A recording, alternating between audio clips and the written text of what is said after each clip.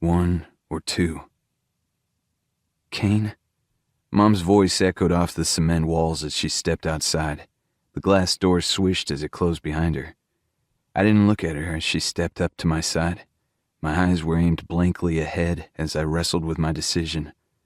1 or 2. "What are you doing out here?" she asked.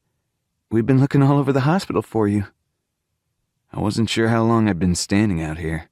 I'd told Mom that I was going to the bathroom and that I'd be back soon to talk with the doctors. But when I'd passed this exit door hidden on the bottom floor in the back wing of the hospital, it had beckoned me through. I'd needed a few moments away from the red-rimmed eyes and sniffling noses. I'd needed just a few seconds to pass without a single person asking me if I was okay. I needed some quiet to decide. 1 or 2. The parking lot ahead of me was shrouded in darkness. The night itself was pitch black. There were no stars shining. There was no moon glowing. A thick fog had settled in, dulling the light of the street lamps so their beams barely illuminated the few cars parked on the asphalt. The air should have been cold on my bare arms, but I couldn't feel it. I was numb. I'd felt this way for hours, ever since they took her from my arms. 1 or 2. It was an impossible choice, one I shouldn't have to make. But because of him, it was inevitable.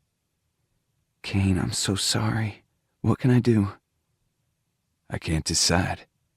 My voice was rough as I spoke, the burn of rage and sorrow and pain making it nearly impossible to speak. "Decide what?" she whispered. I didn't need to look to know that Mom's eyes were full of tears. Her dark hair had gotten a dozen new grays tonight. Her normally cheery and bright hazel eyes held their own fog of grief. 1 or 2. 1 or 2 what? I swallowed the fire in my throat. Graves. 1 or 2.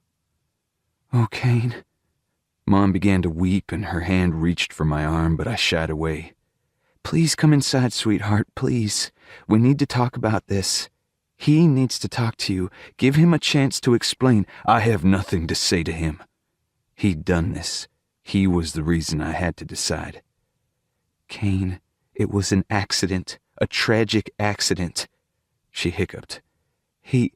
I walked away before she could finish. I walked right into the dark, wishing this blackness would swallow me whole. Mom's voice rang across the parking lot as she called out, but I simply walked, my boots carrying me into the black. 1 or 2. An impossible choice. As if the heavens sensed my despair, the clouds opened. Rain poured down, soaking my dark hair.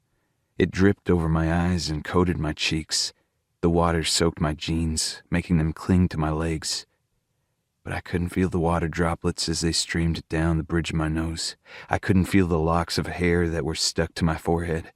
I couldn't feel the wet denim on my thighs as it rubbed my skin raw. I was numb. There was nothing.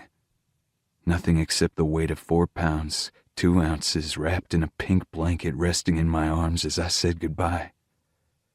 1 or 2. What would Shannon want? 1. She'd choose 1. So I'd bury them together, then surrender to the black.